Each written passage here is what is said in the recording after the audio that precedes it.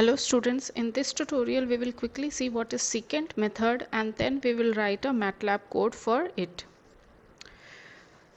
So for illustrating this secant method I have used this function. That means that I want to find out the root of this x cube minus 2x minus 5 equal to 0. So I have plotted this for the range 0 to 3 by using this Matlab program and pasted over here. Now we have already seen the Newton-Raphson method. So let us just write the iteration formula for it. So as we have seen that Newton-Raphson method is extremely powerful, but it has a major weakness. What is that weakness? We need to know the value of the derivatives of f at each approximation. But the value of f dash x is more difficult and needs more arithmetic operation than to just calculate fx. So the secant method overcomes this weakness, and so in secant method what do? We replace f dash xn with this n minus 1 divided by xn minus 1. So finally what you will observe that the secant method have this iteration formula. So the secant method has this iteration formula. This is fn minus 1.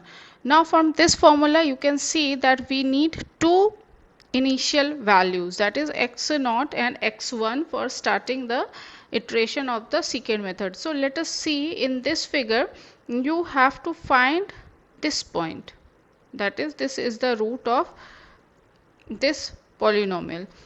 So which lies in the interval from 0 to 3. So what you did do in the secant method is that suppose I choose 2 points, that is 1, x0 is 1. So this is my x0. I'll write it as x0 and this is my x1. x1 is 3.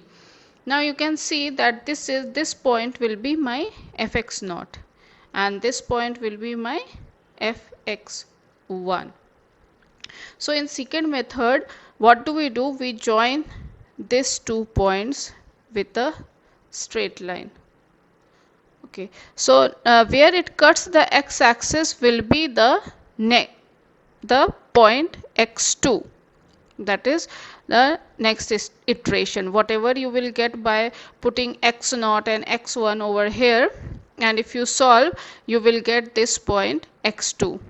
Now in the next iteration it will not consider x0, it will now consider this x1 and x2, and then it will draw a line between fx1 and fx2. This was our fx2 and where it cuts is our x3. Now in the next iteration what it will do, it will discard this x1 because the latest value are x2 and x3, and at what it will do, it will draw a line joining this fx3 and fx2 like this and so on. So you are this is our x4. So you can see how this secant method work and how it is approaching towards this desired root p. This was our desired root, and how we are approaching from this to this root p. So this is secant method. Let us quickly see the Matlab code. So now we will see a Matlab code, a simple Matlab code. So this is a function which you declared as an anonymous function. So now I can enter the value like this, x0 and x1. So the purpose of defining the function like this is that I can write the function in this form also. So next I have asked the user to enter two initial values, enter x0 and enter x1, and then the maximum number of iteration, the tolerance, and I initialized I with 1. And then what I am doing is that while if I put the iterations as 100, so it is doing it will check while 1 is less than 100, yes it is, and then it will execute this code which are inside the while loop. So firstly it is calculating x2, which is equal to this. This is a iteration formula for secant method. So it will calculate this, and then it will check whether the difference between the calculated value and the previous value is less than tolerance or not. If it is not less than tolerance, then it will do the following thing, and if it acquires the or achieves the desired accuracy, then it will come out of the loop. So, and if suppose that it is not, that absolute value of x2 is greater than the tolerance, then it will do that, it will increment I to I plus 1, and x1 will gives its value to x0, and x2 will gives its value to x1. So then again it will check that whether I is less than n, that is now the I will be 2 and then it will be 100, and then again it will check, and then again it will do this. Now you can see that x0 is x1 and x1 is x2.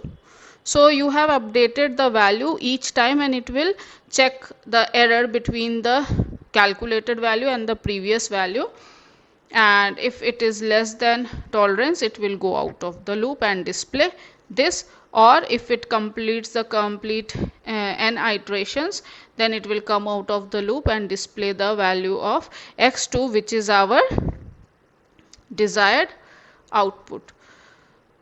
So let us copy paste this code in our Matlab and see what is the result.